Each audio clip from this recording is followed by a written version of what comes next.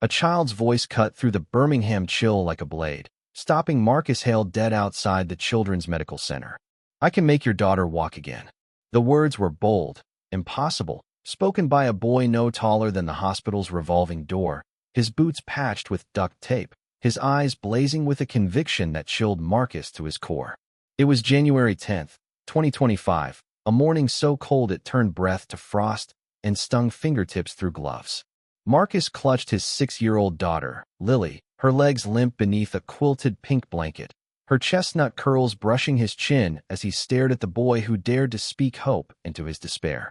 Caleb Cal Turner perched on a flattened cardboard box, a tattered notebook open on his knees, his pencil tracing lines that seemed to pulse with secrets. At 9, he was a patchwork of survival. His oversized jacket, patched at the elbows, swallowed his slight frame, its rolled-up sleeves revealing wrists thin but steady. A faded navy beanie sagged over his ears, barely shielding his warm brown skin from the wind's bite.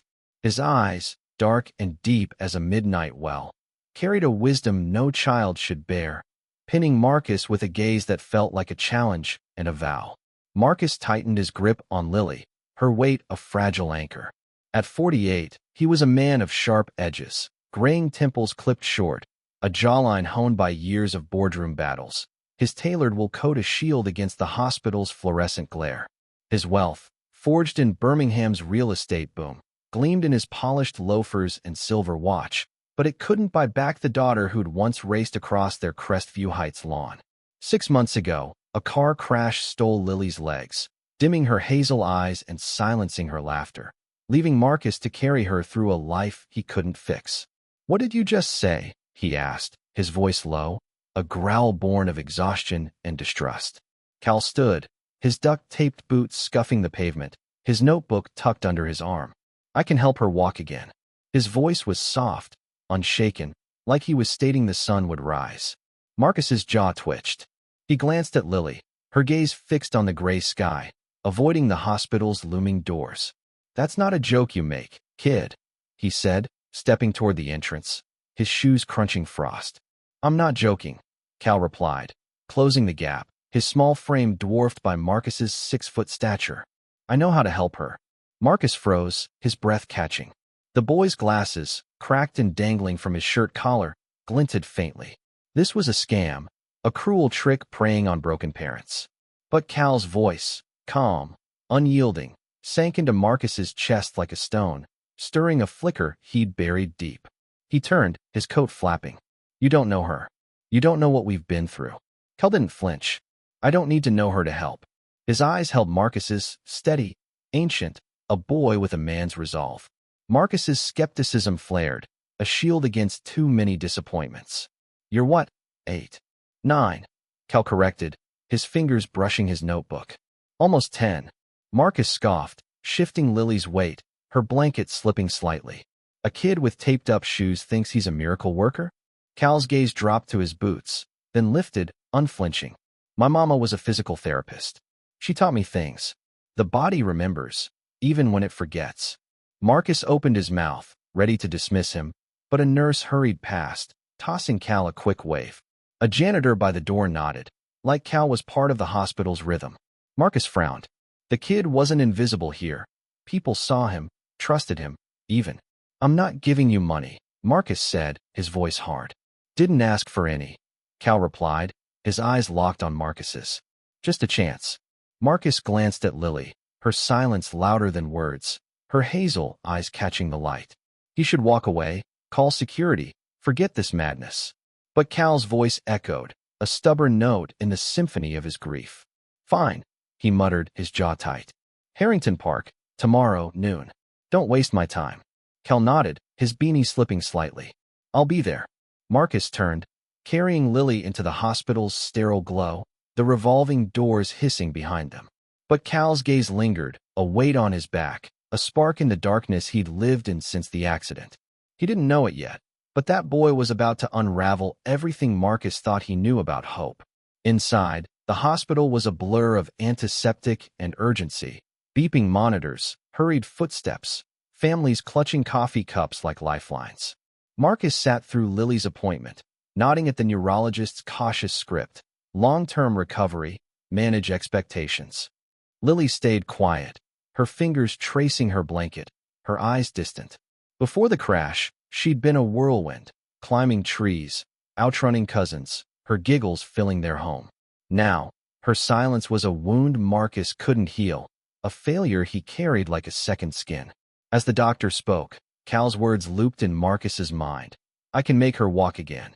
It was lunacy, yet the boy's certainty gnawed at him, a splinter he couldn't pull free. He glanced at Lily, her curls glowing under the harsh lights, and wondered if she'd felt Cal's conviction, if it had stirred something in her too.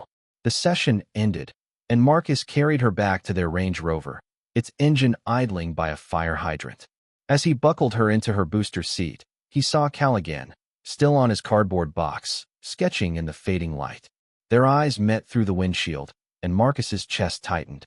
Cal hadn't moved, hadn't begged, just waited, like he knew Marcus would look back. Who was that boy, Daddy?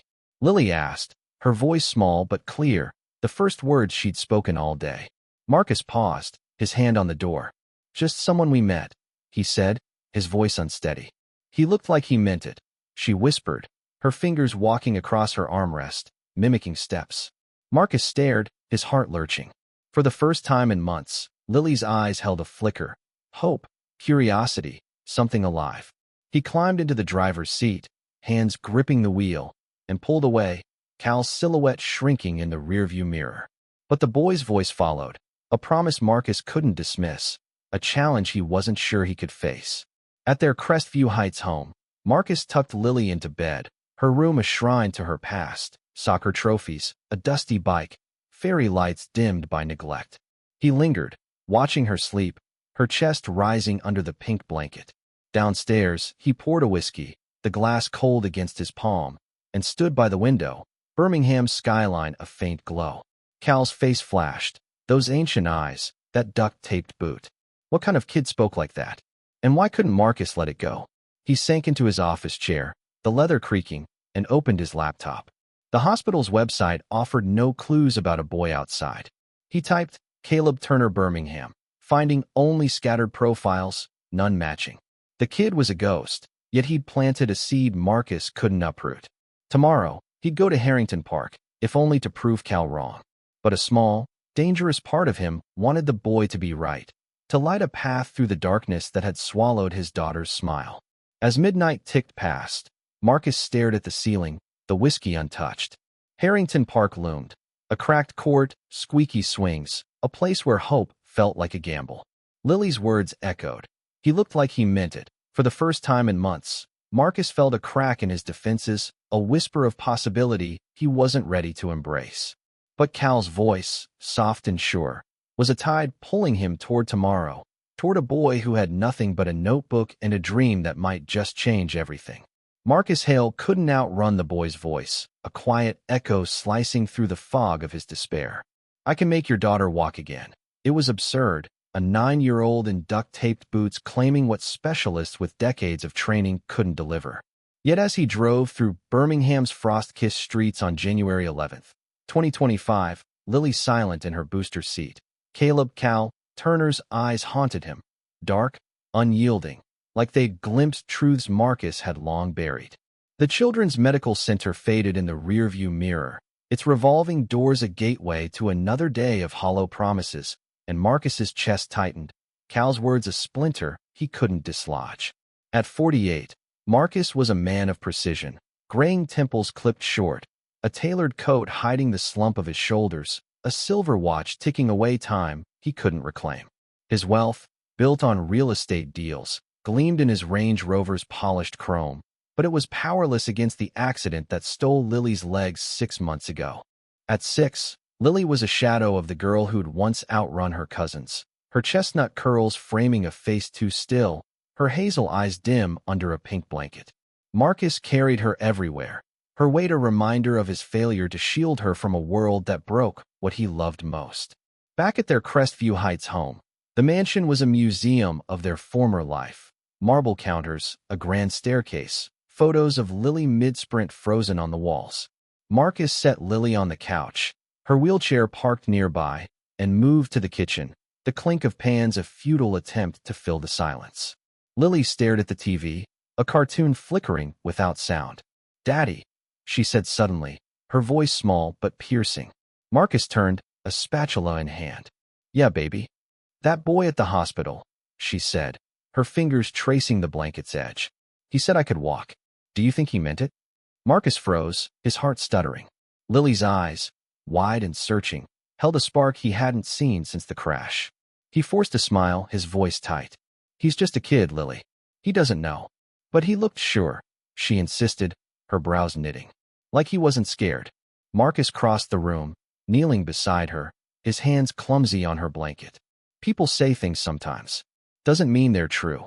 Lily nodded, but her gaze drifted to the window, as if searching for Cal's silhouette in the dusk. Marcus's chest ached. He wanted to protect her from another letdown, but her words echoed Cal's certainty, a dangerous lure he couldn't ignore. Dinner passed in silence, the steak untouched on Lily's plate. Marcus cleared the table, his mind replaying the hospital scene. Cal's notebook, his steady voice, the way the staff acknowledged him. Who was this kid? A hustler? A dreamer? Or something else entirely? He tucked Lily into bed, her fairy lights casting a soft glow, and retreated to his office, the whiskey bottle calling. Instead, he opened his laptop, searching for Caleb Turner Birmingham. A local newsletter mentioned a Vanessa Turner, a physical therapist at community clinics, but no recent trace of her or her son. The mystery deepened, and Marcus's skepticism warred with a flicker of curiosity. Sunday morning, January 12th, broke cold, the Birmingham skyline sharp against a gray sky. Marcus dressed Lily in a purple jacket, her curls tucked under a knit hat, and loaded her into the Range Rover. "Where are we going?" she asked, her voice brighter than usual. Marcus hesitated. "A park. Just to see something." Lily's eyes lit up, and his stomach twisted. He was chasing a pipe dream, risking her fragile hope, but he couldn't stop himself. Harrington Park was a forgotten corner of the city, cracked asphalt, swings creaking in the wind, a lone oak tree standing sentinel. Marcus pulled up at 11:55, his hands tied on the wheel. Cal was already there, sitting on a bench, his gym bag at his feet, a folded towel beside him. His navy beanie was pulled low, his jacket patched, but his posture was alert, like he'd been waiting for this moment his whole life. Marcus exhaled, doubt and determination colliding. He lifted Lily into her wheelchair, her purple jacket bright against the park's drabness, and wheeled her toward the bench. "You again," Marcus said, his voice gruff, stopping a few feet from Cal. The boy stood, his duct-taped boots scuffing the ground, and met Marcus's gaze. "I'm here," Cal said simply, his eyes flicking to Lily. She waved shyly, and Cal's face softened. "Hi, Lily." Marcus raised an eyebrow. "How do you know her name?" "You said it yesterday," Cal replied, unfazed. "I listen." Marcus crossed his arms, his coat rustling. "So what's this? Magic tricks? You gonna wave a wand?" Cal ignored the sarcasm, kneeling to open his bag. He pulled out a pair of socks, a tennis ball, a jar of cocoa butter, and a cloth-wrapped container of warm rice. "No magic," he said. "Just what my mama taught me. The rice warms muscles. The ball helps nerves wake up." Marcus squinted, his skepticism a shield. "You're telling me you learned this from your mother?" Cal nodded, his fingers brushing the rice pack. "She helped people walk again. Veterans, folks with no money for fancy therapy. I watched her." Marcus glanced at Lily, her eyes fixed on Cal, curious but cautious. He should leave, take her home, forget this kid. But Lily's spark, her belief in Cal's belief, held him in place. "Fine," Marcus said, his voice low. 1 hour. Don't hurt her." Cal nodded, turning to Lily. "Is it okay if I work with your legs?" "Nothing hurts, I promise. If it feels wrong, you say stop." Lily looked at Marcus, then back at Cal, and nodded. Marcus's heart thudded as Cal knelt beside her, unwrapping the blanket with care, his small hands steady. This was madness, but as Cal placed the warm rice pack on Lily's thighs, Marcus couldn't look away. The park was quiet, the swings creaking in the distance, the oak tree's branches swaying. Cal moved Lily's legs gently, small rotations, his voice soft as he asked about her favorite colors. Lily answered hesitantly, her voice growing stronger with each question. Marcus stood frozen, his arms crossed, watching a boy with nothing offer something he'd stopped believing in. When Cal tapped Lily's knee and she whispered, "I felt something." Marcus's breath caught. It was probably nothing, a reflex, but Cal's nod was calm, like he'd expected it. As the hour ended, Cal packed his bag, his beanie slipping. Same time next week? He asked, looking at Marcus. Marcus nodded, his throat tight, unable to speak. He wheeled Lily back to the car, her purple jacket catching the fading light. He was nice, she said, her voice soft. Marcus didn't answer, his mind racing. He'd come to prove Cal wrong, but now he wasn't sure what he believed. As he drove away, Cal's silhouette lingered in the rearview mirror, a boy who'd planted a seed of hope Marcus wasn't ready to nurture, but couldn't uproot. Harrington Park smelled of damp earth and rust, its cracked basketball court glinting under a weak January sun.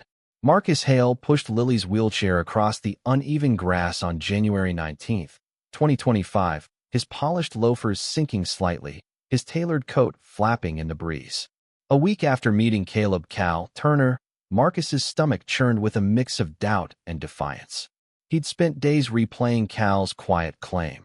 I can make her walk again, each word a challenge to the despair that had settled in his bones. At 48, Marcus trusted contracts over kids, but Lily's faint smile after last week's session had dragged him back to this rundown Birmingham corner. Cal waited on his bench, his gym bag unzipped, a towel spread like a sacred space. His duct-taped boots were scuffed, his navy beanie sagging, but his brown skin glowed in the soft light, his dark eyes scanning the park with a vigilance beyond his 9 years. His oversized jacket hung loose, its patches a map of survival, and his glasses, cracked and dangling, swayed as he stood. "Hey, Lily," he said, his voice warm, a smile breaking through his usual calm. Lily waved, her hazel eyes brighter, her curls bouncing under her knit hat, a stuffed bunny clutched in her lap. "Hi, Cal." Marcus stopped the wheelchair, his silver watch catching the sun. "Let's make this quick," he said, his tone sharper than intended. Cal nodded, kneeling beside Lily, his hands moving to the rice pack. "We'll try toes today," he said, his voice steady. "Your feet are waking up. Just need a nudge." Marcus crossed his arms, his shadow looming. "You said that last week. What's different now?" Cal glanced up, his eyes unflinching. "Time. It's always time."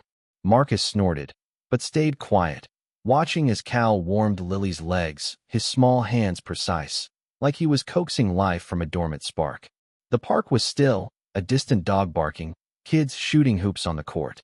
Cal asked Lily about her bunny's name, Flopsy *, and her favorite ice cream, drawing soft giggles. Marcus's chest tightened, memories of Lily's laughter flooding back.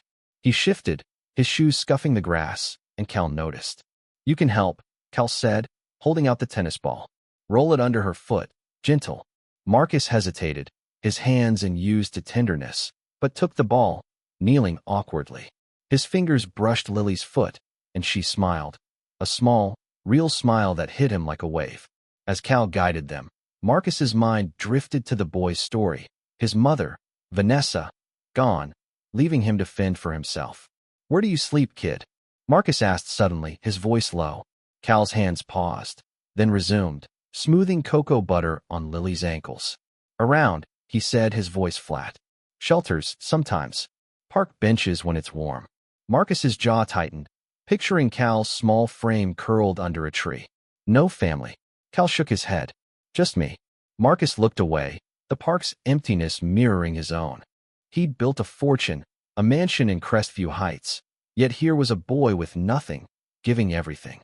"Why do this?" Marcus asked, his voice softer. "Why her?" Cal's eyes met his, ancient and clear. "Because she smiled last week." "That's enough." Marcus swallowed, his skepticism crumbling, replaced by a respect he didn't expect. The session stretched on, Cal teaching Lily to flex her toes, her brow furrowed in effort. "I felt it," she said, her voice bright. Marcus leaned closer, his heart racing. "Really?" Cal nodded, calm. "Her nerves are talking. Takes time to make it loud." Marcus watched, his hands still on the tennis ball, feeling like he was holding something fragile and alive. As Cal packed up, Marcus stood, his coat rustling. "Next week?" he asked, his voice almost hopeful. "Yeah," Cal said, slinging his bag over his shoulder. Marcus wheeled Lily to the Range Rover, her bunny clutched tight. "He's cool," she said, her voice soft. Marcus didn't answer, his mind on Cal's patched jacket, his steady hands. At home, he carried Lily to bed, her room glowing with fairy lights, and sat in his office, the city skyline a silent judge. He searched again for Vanessa Turner, finding a faded clinic photo, a woman with Cal's eyes, smiling beside a patient. The boy was real, his pain was, and so was his promise. Monday morning, Marcus stared at his desk, contracts blurring. Lily's giggles from last week echoed, her spark a flame he feared would flicker out. He called his assistant, canceling a meeting, and drove to a community center, asking about local shelters. No one knew Cal, but their shrugs told Marcus what he already felt. The boy was alone, yet he showed up. Next Sunday, he'd bring a blanket, maybe food, small gestures for a kid who'd given him something priceless, a reason to believe again. But as he drove home, Lily's voice rang out. He's cool, and Marcus wondered if he was ready to let a 9-year-old lead the way. The Birmingham sun hung low on January 26, 2025, casting long shadows across Harrington Park's cracked pavement, where hope felt like a guest that might not stay. Marcus Hale pushed Lily's wheelchair toward the oak tree, his polished loafers catching the grass, his tailored coat flapping in the February breeze. This was their second Sunday with Caleb Cal Turner, and Marcus's chest was a battlefield, hope clashing with the skepticism that had kept him grounded since Lily's accident. At 48, he measured life in deals closed and dollars earned, but Cal's quiet promise to make Lily walk again was a currency he couldn't quantify. Lily, bundled in her purple jacket, her hazel eyes bright, clutched her stuffed bunny, Flopsy, her chestnut curls spilling from her knit hat. At 6, her silence had aged her, but Cal's sessions had sparked a flicker Marcus couldn't ignore. Cal sat on his bench, his gym bag unzipped, a towel spread like a ritual offering. His duct-taped boots were caked with park dirt, his navy beanie sagging, but his brown skin glowed in the soft light, his dark eyes scanning the park with a vigilance beyond his 9 years. His oversized jacket hung loose, its patches a testament to survival, and his cracked glasses swayed from his collar as he stood.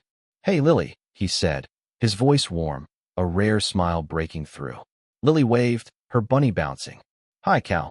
Marcus stopped the wheelchair, his silver watch glinting. "Let's get to it," he said, his tone softer than last week, though doubt lingered in his eyes. Cal knelt beside Lily, his hands moving to the rice pack. "We'll work on toes again," he said, his voice steady. "Your feet are listening now. We just keep talking to them." Marcus crossed his arms, his shadow falling over them. "You think this'll actually work?" Cal glanced up, his eyes unflinching. "It's working. You just can't see it yet." Marcus raised an eyebrow, but stayed quiet, watching as Cal warmed Lily's legs, his small hands precise, like he was coaxing a melody from a broken string. The park hummed faintly, kids shooting hoops, a distant dog barking, the oak tree's branches swaying. Cal asked Lily about Flopsy's favorite games, drawing giggles that pierced Marcus's heart, memories of her chatter flooding back. He shifted, his loafers scuffing the grass, and Cal noticed. "You can try this," Cal said, holding out the tennis ball. "Roll it under her foot, slow."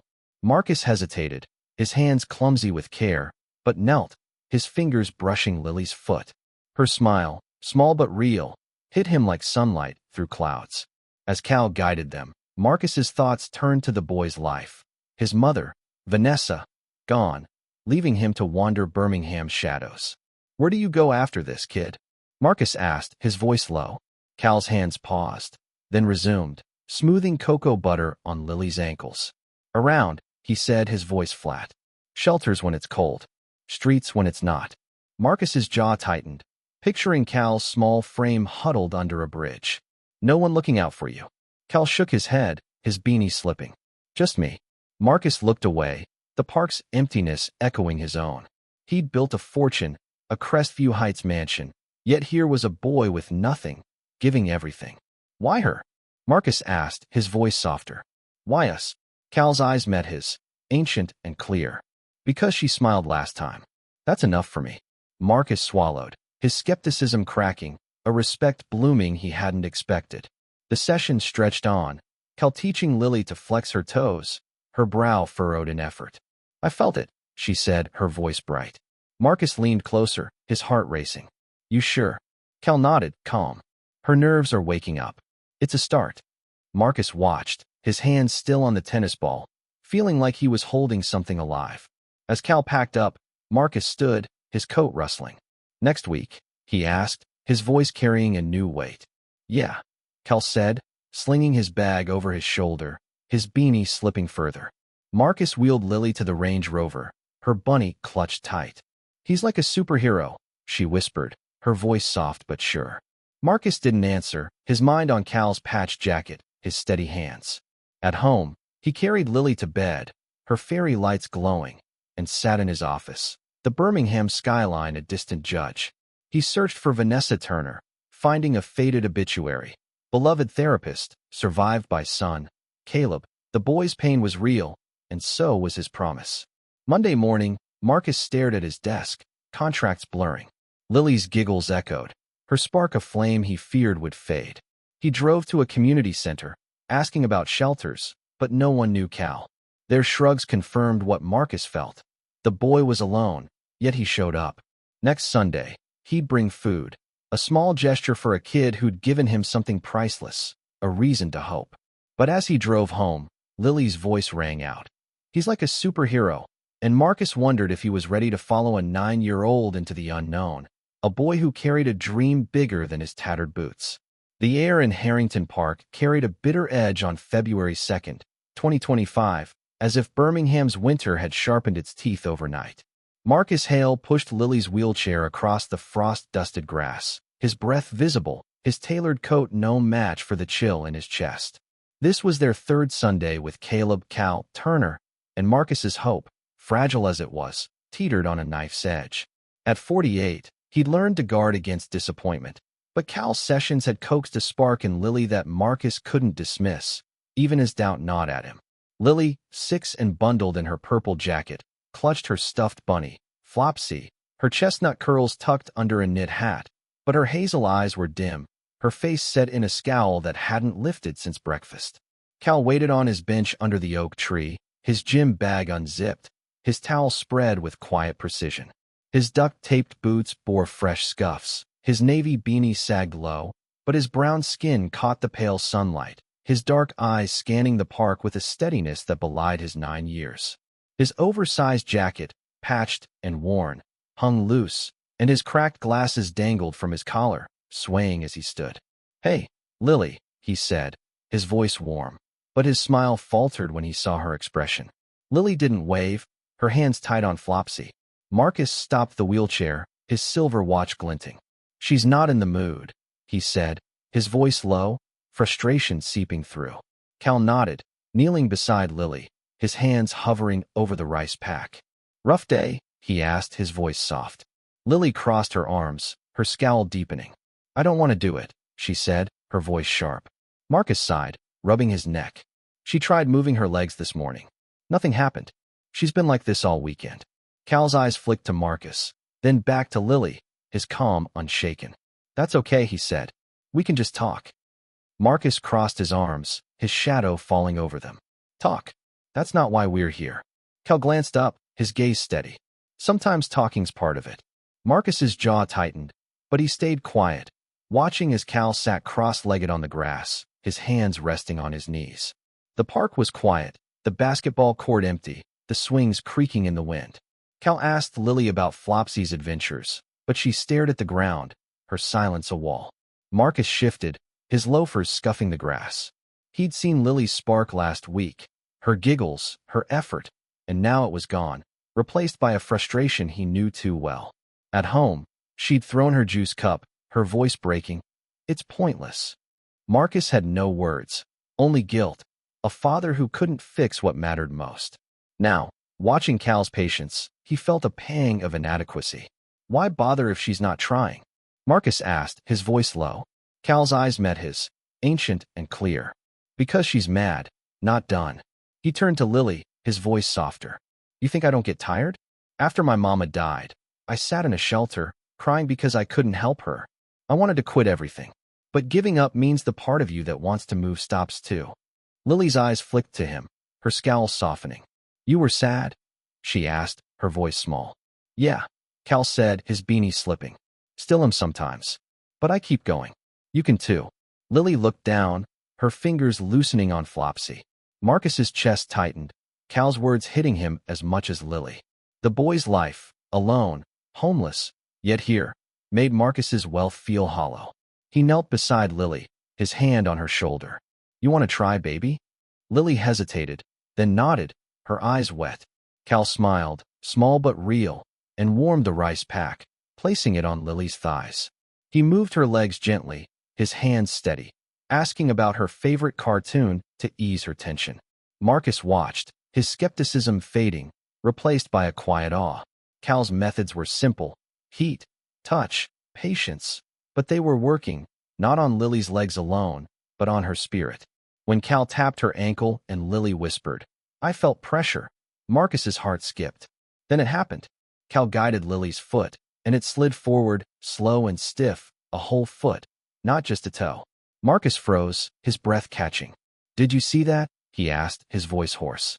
Cal nodded, calm. "She's remembering." Lily's eyes widened, her scowl gone. "I did it." Marcus knelt beside her, his hands trembling. "Do it again," he said, his voice urgent. She tried, but nothing moved, yet her smile stayed, a spark reignited. As Cal packed up, Marcus stood, his coat rustling.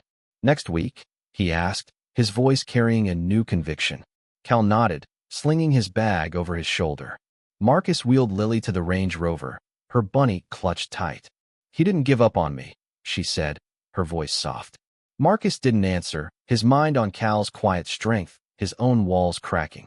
At home, he carried Lily to bed, her fairy lights glowing, and stood in his office, the skyline a silent witness. He opened his laptop, searching for Birmingham shelters, finding nothing on Cal. The boy was a ghost, yet his impact was real. Monday morning, Marcus sat at his desk, contracts untouched. Lily's foot slide replayed, a moment that felt like a miracle but wasn't, just a boy's persistence. He'd bring a sandwich next Sunday, a small gesture for a kid who'd given him something he couldn't repay. But as he drove home, Lily's voice echoed, "He didn't give up on me." And Marcus felt a dangerous hope, one he wasn't sure he could sustain, pulling him toward a future he couldn't yet see. Harrington Park buzzed with a faint pulse on February 9th, 2025, as Birmingham's winter softened, the frost giving way to a damp chill. Marcus Hale pushed Lily's wheelchair toward the oak tree, his loafers steady on the grass, his tailored coat unbuttoned, a sign of the hope warming his chest. 3 weeks with Caleb Cal Turner had shifted something in Marcus, a man who'd once measured life in profit margins. At 48, he was beginning to see Cal's sessions not as a gamble, but as a rhythm, a quiet promise that Lily might reclaim a piece of herself. Lily, 6, wore her purple jacket, her chestnut curls free under a knit cap, her hazel eyes bright as she clutched Flopsy, her stuffed bunny, humming a tune Marcus hadn't heard in months. Cal waited on his bench, his gym bag open, his towel spread with care. His duct-taped boots were worn but clean, his navy beanie snug, his brown skin catching the morning light. His dark eyes, steady and deep, scanned the park, his oversized jacket patched but proud, his cracked glasses dangling as he stood.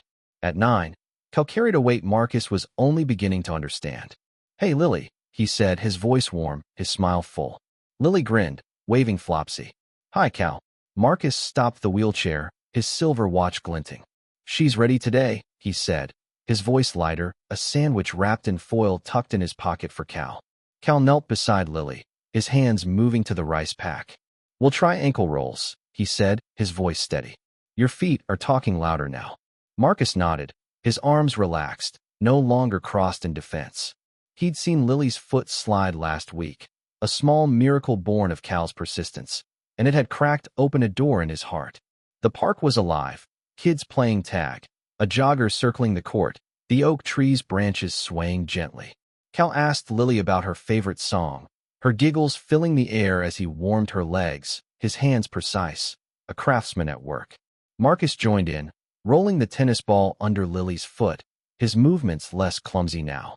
He'd practiced at home, mimicking Cal's technique, and Lily's smile rewarded him. "You're getting good, Daddy," she said, her voice bright. Marcus's chest swelled, a warmth he hadn't felt in years. But Cal's life, his homelessness, his solitude, gnawed at him. You got a place to stay this week, kid? Marcus asked, his voice low, the sandwich heavy in his pocket. Cal's hands paused, then resumed, smoothing cocoa butter on Lily's ankles. Found a shelter off 3rd Avenue, he said, his voice flat. It's okay. Marcus frowned, picturing Cal in a crowded room, his gym bag his only home.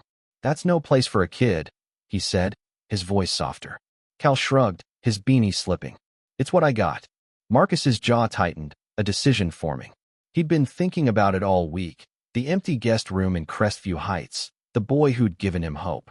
The session stretched on, Cal teaching Lily to lift her toes, her effort visible in her furrowed brow. I felt it again, she said, her voice triumphant.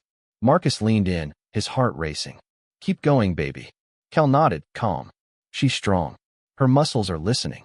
Marcus watched, his hands steady on the ball, feeling part of something bigger. As Cal packed up, Marcus cleared his throat. Cal, you shouldn't be out here alone. Come stay with us. Just for a while. Cal froze, his bag half zipped, his eyes searching Marcus's. Why? He asked, his voice quiet. Marcus shifted, his loafers scuffing the grass. Because you're helping Lily. And you're a kid. You need a bed.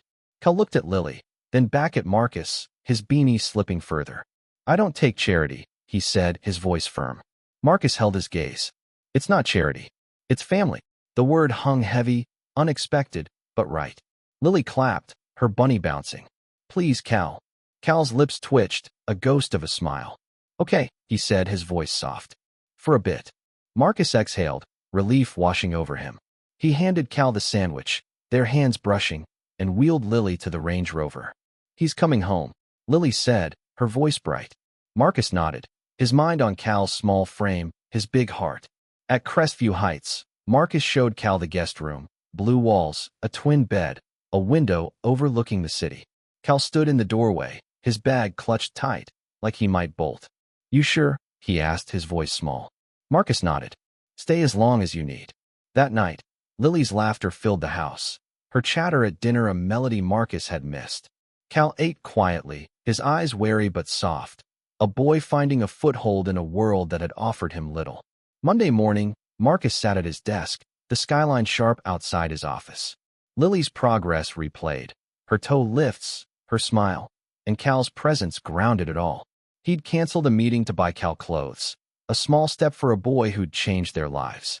At home, Lily drew pictures with Cal, her giggles echoing, and Marcus felt a shift, a family forming where grief had lived.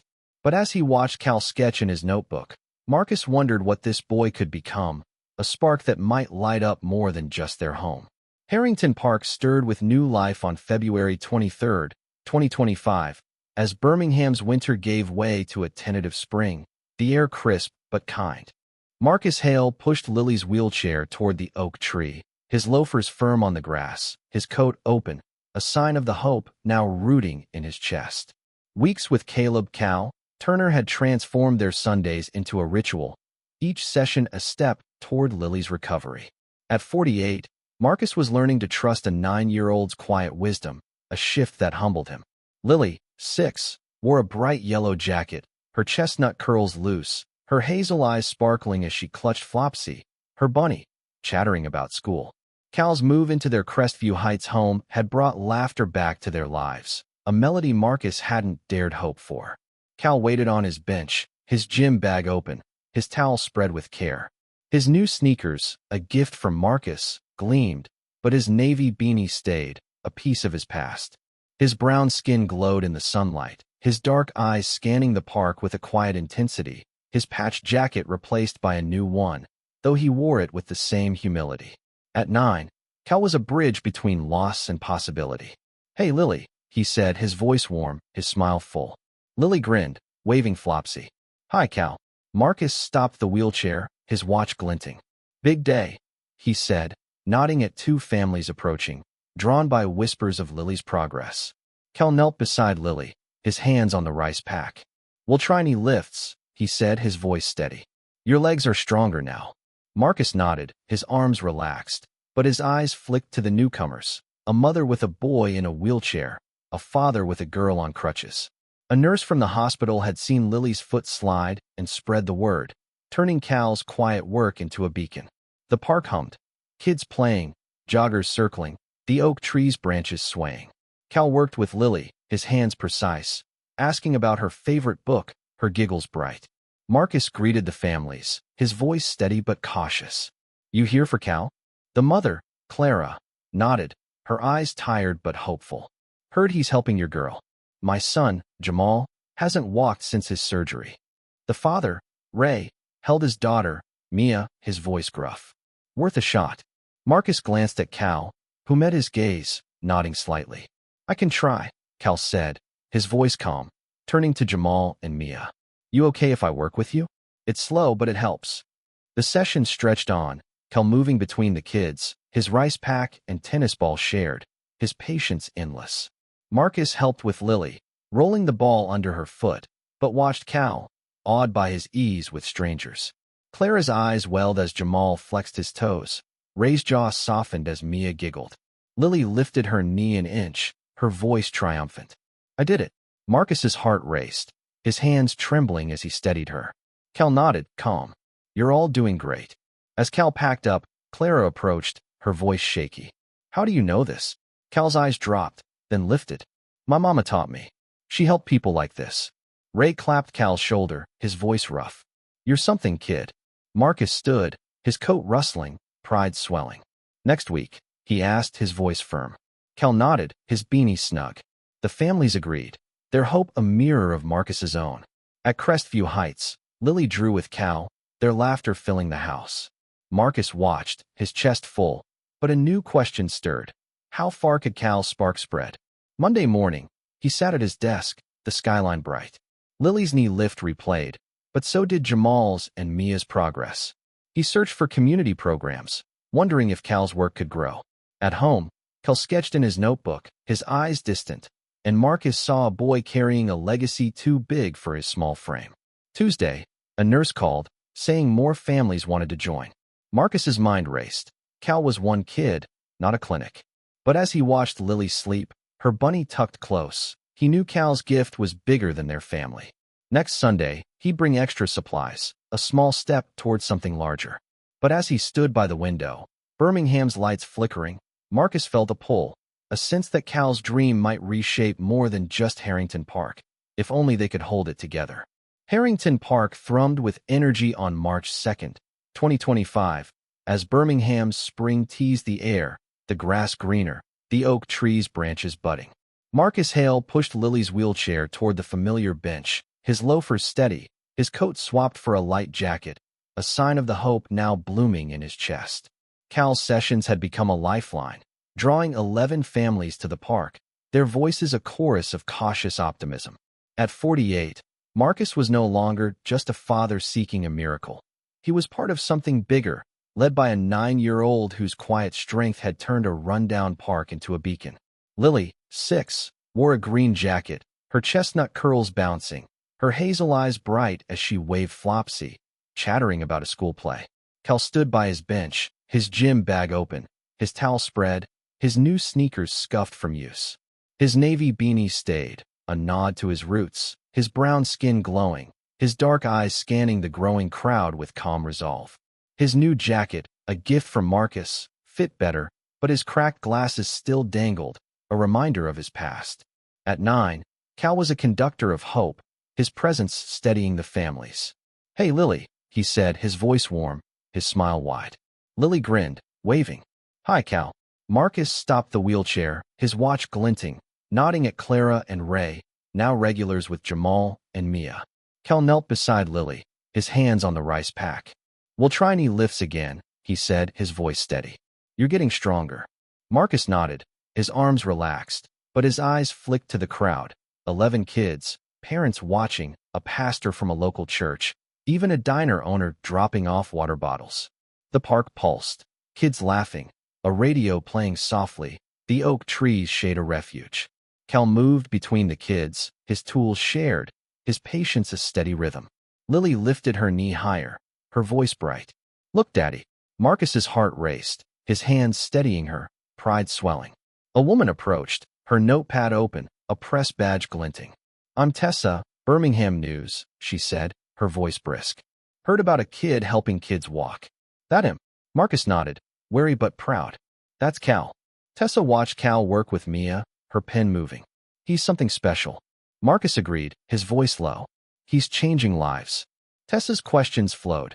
How Cal learned, why he started, but Cal stayed focused, his voice calm as he answered between tasks. My mama taught me. I just want to help. The session stretched on, Cal teaching Jamal to flex his ankles, Mia to lift her toes, Lily to hold her knee lift. Marcus helped, his movements sure, but his mind was on Tessa's notebook. Cal's story was spreading, a spark catching fire. As Cal packed up, the pastor, Reverend Ellis, approached, his voice warm. This park's alive again. We're bringing chairs next week. The diner owner, Miss Lorraine, added, and sandwiches.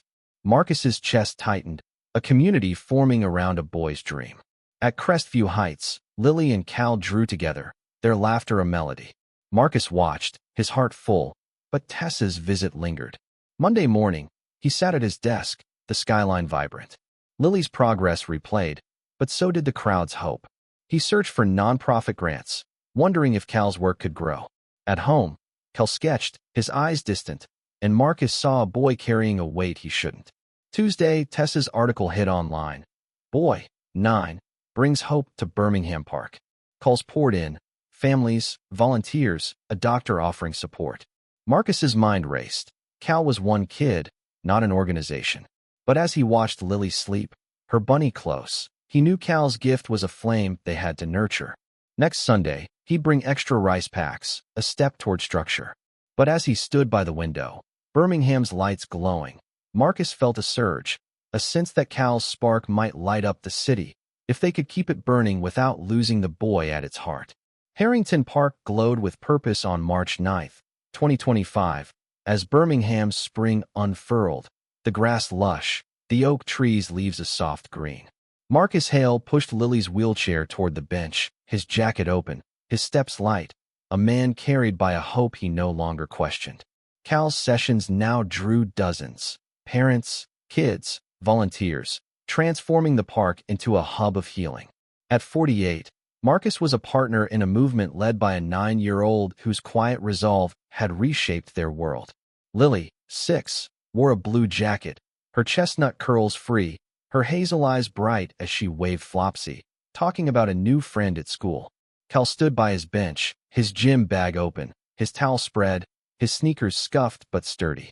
His navy beanie stayed, his brown skin radiant, his dark eyes scanning the crowd with a calm that anchored them. His new jacket fit well, but his cracked glasses dangled, a nod to his past. At 9, Cal was a beacon, his work a ripple spreading beyond the park. Hey, Lily, he said, his voice warm, his smile steady. Lily grinned, waving. Hi, Cal. Marcus stopped the wheelchair, nodding at Clara, Ray, and new faces, including a doctor, Dr. Patel, who'd read Tessa's article. Cal knelt beside Lily, his hands on the rice pack. We'll try knee holds, he said, his voice steady. Your legs are ready. Marcus nodded, his arms relaxed, but his eyes flicked to Dr. Patel, who watched Cal with interest. The park buzzed, kids playing, volunteers setting up chairs, Reverend Ellis leading a prayer. Cal moved between the kids, his tools shared, his patience a steady beat. Lily held her knee up, her voice triumphant. I did it longer. Marcus's heart raced, his hands steadying her, pride a quiet fire. Dr. Patel approached, her voice calm. Your techniques are solid, Cal. Where'd you learn? Cal's eyes dropped, then lifted. My mama. She was a therapist. Dr. Patel nodded, impressed. I'd like to help. Maybe train others. Marcus's chest tightened, a future forming. The session stretched on, Cal teaching Jamal to lift his ankles, Mia to flex her toes, Lily to hold her knee longer. Marcus helped, his movements fluid, but his mind was on Dr. Patel's offer, structure, scale, a chance to grow Cal's work. As Cal packed up, a nonprofit leader, Miss Carter, approached, her voice eager. We want to fund this. Set up a program. Marcus nodded, wary but intrigued. Cal stayed quiet, his beanie snug, his eyes distant. At Crestview Heights, Lily and Cal played cards, their laughter bright, but Marcus saw Cal's hesitation. Monday morning, he sat at his desk, the skyline alive. Lily's knee hold replayed, but so did Dr. Patel's words. He searched for nonprofit models, seeing a path for Cal's dream. Tuesday, Ms. Carter emailed a proposal, funding, staff, a center. Marcus's mind raced. Cal was a kid, not a CEO. But as he watched Lily sleep, her bunny close, he knew Cal's gift was a flame they had to protect. Next Sunday, he'd bring a notebook to plan, a step toward something bigger. But as he stood by the window, Birmingham's lights pulsing, Marcus felt a weight, a sense that Cal's spark could change the city, if they could balance it with the boy who started it all. Harrington Park burst with life on March 16, 2025, as Birmingham's spring bloomed, the grass vibrant, the oak trees' leaves a canopy of green. Marcus Hale pushed Lily's wheelchair toward the bench, his jacket off, his sleeves rolled, a man carried by a hope now unshakable. Cal Sessions had grown into a movement, drawing dozens, families, volunteers, media, turning the park into a symbol of healing. At 48, Marcus was a believer, his life reshaped by a 9-year-old whose quiet strength had lit a fire. Lily, 6, wore a red jacket, her chestnut curls bouncing, her hazel eyes bright as she waved Flopsy, singing a song she'd learned at school. Cal stood by his bench, his gym bag open, his towel spread, his sneakers steady. His navy beanie stayed, his brown skin glowing, his dark eyes scanning the crowd with a calm that held them together. His jacket fit well, his cracked glasses a quiet reminder of his past. At 9, Cal was a hero, his work a wave crashing beyond the park. "Hey, Lily," he said, his voice warm, his smile wide. Lily grinned, waving. "Hi, Cal." Marcus stopped the wheelchair, nodding at Clara, Ray, Dr. Patel, and Tessa, the reporter, her camera ready. Cal knelt beside Lily, his hands on the rice pack. "We'll try standing today," he said, his voice steady. "Your legs are ready." Marcus's heart skipped, his arms tense, but he nodded, trusting Cal. The park thrummed, kids cheering, volunteers clapping, Reverend Ellis praying softly. Cal worked with Lily, his hands gentle, asking about her song, her voice bright. Marcus steadied her, his hands firm, his chest tight with anticipation. The moment came. Cal and Marcus lifted Lily, her feet touching the grass, her knees trembling. "You got this," Cal said, his voice calm. Lily's eyes widened, her hands gripping Marcus's. She took a step, shaky but real, then another, then a third, falling into Marcus's arms. The crowd gasped, then cheered, Clara crying, Ray clapping, Tessa's camera flashing. Marcus's eyes burned, his voice choked. "You did it, baby." Lily grinned, her voice bright. "I walked." Cal smiled, his beanie snug, his eyes shining. "You're strong, Lily." The session stretched on, Cal helping Jamal and Mia, their progress a chorus of hope. As Cal packed up, Dr. Patel approached, her voice warm. "This is remarkable, Cal. We'll build on this." Marcus nodded, his heart full, but his mind was on Lily's steps, a moment etched in time. At Crestview Heights, Lily drew her steps, Cal beside her, their laughter a song. Monday morning, Marcus sat at his desk, the skyline radiant. Lily's steps replayed, a miracle born of Cal's persistence. He met Ms. Carter, discussing a program, a future for Cal's work. At home, Cal sketched, his eyes distant, and Marcus saw a boy carrying a legacy. Tuesday, Tessa's article went viral. Miracle in Harrington Park. Calls flooded in, families, donors, a national news outlet. Marcus's mind raced. Cal's spark was ablaze now. Next Sunday, he'd bring a plan, a step toward structure. But as he stood by the window, Birmingham's lights blazing, Marcus felt a surge, a sense that Lily's steps were just the beginning, a promise that Cal's dream could change the world, if they could carry it forward together. Harrington Park settled into a vibrant rhythm on March 23, 2025, as Birmingham's spring deepened, the grass soft, the oak trees shade a haven. Marcus Hale pushed Lily's wheelchair toward the bench, his jacket off, his steps sure, a man anchored by a hope now part of him. Lily's 3 steps last week had changed everything, turning Cal Sessions into a beacon for dozens. At 48, Marcus was a father reborn, his life intertwined with a 9-year-old whose quiet strength had built a family and a community. Lily, 6, wore a purple jacket, her chestnut curls loose, her hazel eyes bright as she waved Flopsy, telling Cal about her school art project. Cal stood by his bench, his gym bag open, his towel spread, his sneakers steady. His navy beanie stayed, his brown skin radiant, his dark eyes scanning the crowd with a calm that held them together. His jacket fit well, his cracked glasses a quiet nod to his past. At 9, Cal was a leader, his work a tide lifting all. "Hey, Lily," he said, his voice warm, his smile steady. Lily grinned, waving. "Hi, Cal." Marcus stopped the wheelchair, nodding at Clara, Ray, Dr. Patel, and new volunteers, the park a bustling hub. Cal knelt beside Lily, his hands on the rice pack. "We'll try standing again," he said, his voice steady. "Your legs know the way now." Marcus nodded, his arms relaxed, his heart full. The park hummed. Kids playing, volunteers organizing supplies, Reverend Ellis chatting with Miss Carter. Cal worked with Lily, his hands gentle, asking about her art, her voice bright. Marcus steadied her, his hands firm, pride a quiet flame.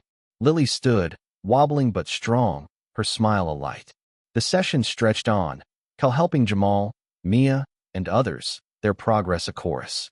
Marcus watched, his movements fluid, but his mind was on Cal's life now. School starting soon, a room in their home, a family forming. At Crestview Heights, Cal studied with Lily, their laughter a melody. Marcus cooked dinner, his voice joining theirs, a man who'd traded boardrooms for this. Monday morning, he sat at his desk, the skyline calm. Lily standing replayed, but so did Cal's quiet focus. Tuesday, Miss Carter met Marcus, outlining a program, staff, funding, a center in the park. Marcus nodded, seeing a future, but Cal's voice lingered. "I just want to help." At home, Cal sketched, his eyes distant, and Marcus saw a boy balancing a dream and a childhood. Wednesday, Marcus enrolled Cal in school, his heart full but heavy. Cal deserved this, but the park needed him.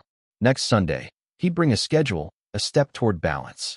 But as he stood by the window, Birmingham's lights soft, Marcus felt a pull, a sense that Cal's work was their new normal, a life they'd fight to keep. Harrington Park pulsed with purpose on March 30th, 2025, as Birmingham's spring flourished, the grass a carpet, the oak trees leaves a green embrace. Marcus Hale pushed Lily's wheelchair toward the bench, his sleeves rolled, his steps light, a man carried by a hope now unshakable. Cal's sessions had grown into a movement, drawing hundreds, families, volunteers, media, turning the park into a symbol of healing.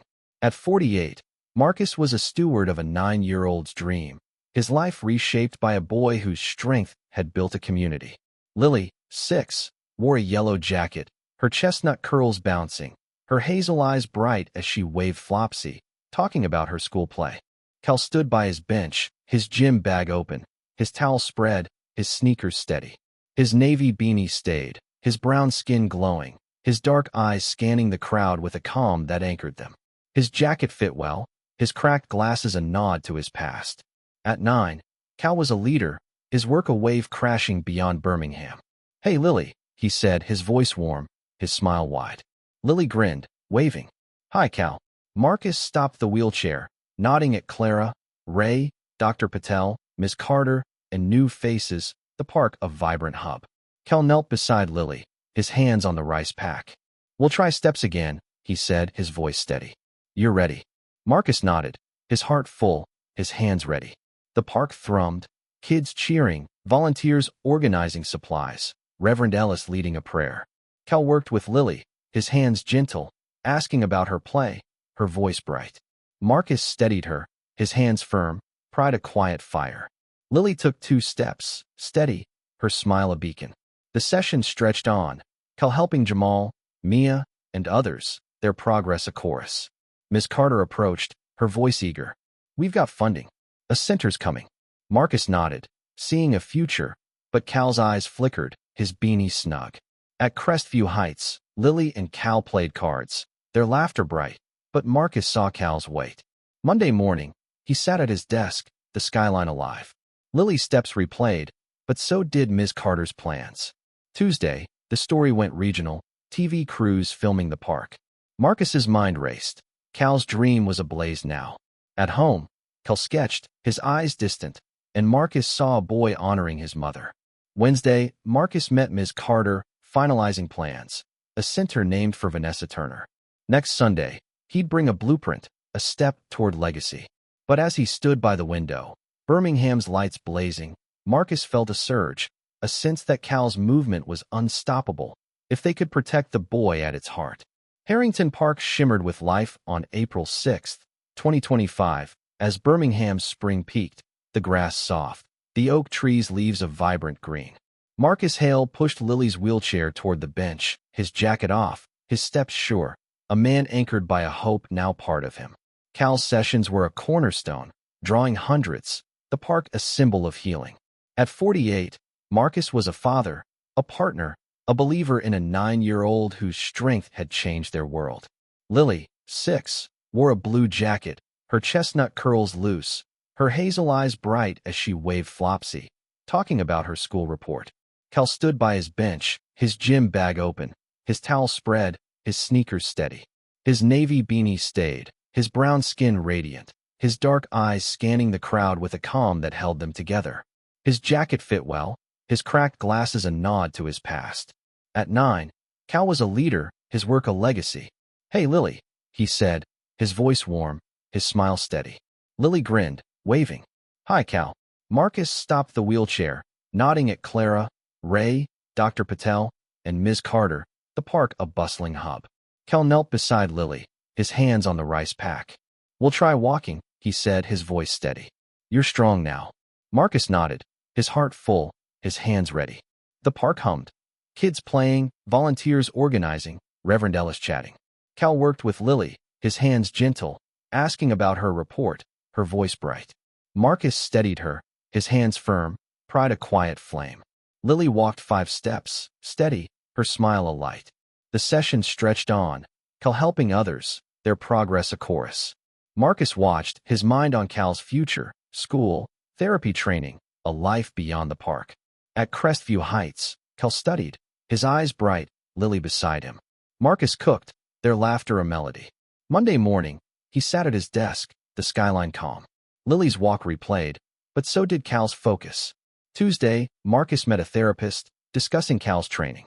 At home, Cal sketched, his eyes distant, and Marcus saw a boy dreaming big. Wednesday, Lily walked a short path, her laughter bright. Next Sunday, Marcus would bring a scholarship form, a step toward Cal's future. But as he stood by the window, Birmingham's lights soft, Marcus felt a pull, a sense that Cal's dream was theirs too, a life they'd build together. Harrington Park radiated hope on April 13, 2025, as Birmingham's spring sang, the grass a carpet, the oak trees' leaves a green embrace. Marcus Hale pushed Lily's wheelchair toward the bench, his sleeves rolled, his steps light, a man carried by a hope now eternal. Cal's sessions had transformed the park into a global symbol, drawing thousands, families, volunteers, media, its heart a 9-year-old's dream. At 48, Marcus was a father, a steward, a believer in a boy whose strength had changed the world.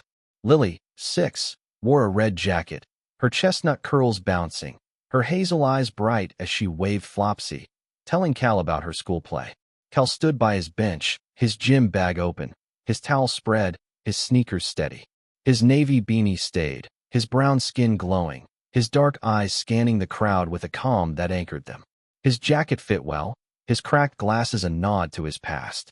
At 9, Cal was a legend, his work a legacy. "Hey, Lily," he said, his voice warm, his smile wide. Lily grinned, waving. "Hi, Cal." Marcus stopped the wheelchair, nodding at Clara, Ray, Dr. Patel, Ms. Carter, and new faces, the park a vibrant hub. Cal knelt beside Lily, his hands on the rice pack. "We'll walk together," he said, his voice steady. "You're a pro now." Marcus nodded, his heart full, his hands ready. The park thrummed, kids cheering, volunteers organizing, Reverend Ellis leading a prayer. Cal worked with Lily, his hands gentle, asking about her play, her voice bright. Marcus steadied her, his hands firm, pride a quiet fire. Lily walked 10 steps, steady, her smile a beacon, the crowd roaring. The session stretched on, Cal helping others, their progress a chorus. Ms. Carter unveiled a sign. Vanessa Turner Healing Center, the park renamed for Cal's mother. Marcus's eyes burned, his voice choked. "You did this, Cal." Cal smiled, his beanie snug, his eyes shining. "We all did." At Crestview Heights, Lily and Cal drew, their laughter a song. Marcus watched, his heart full, a family complete. Monday morning, he sat at his desk, the skyline radiant. Lily's walk replayed, but so did Cal's legacy. Tuesday, the center's plans grew, a future secured. Wednesday, Cal started school, his eyes bright, Lily cheering. Next Sunday, they'd celebrate the center's opening, a step toward eternity. But as Marcus stood by the window, Birmingham's lights blazing, he felt a surge, a sense that Cal's heart was Harrington's, a dream that would live on, a call to see the heroes among us, quiet, steady, and true.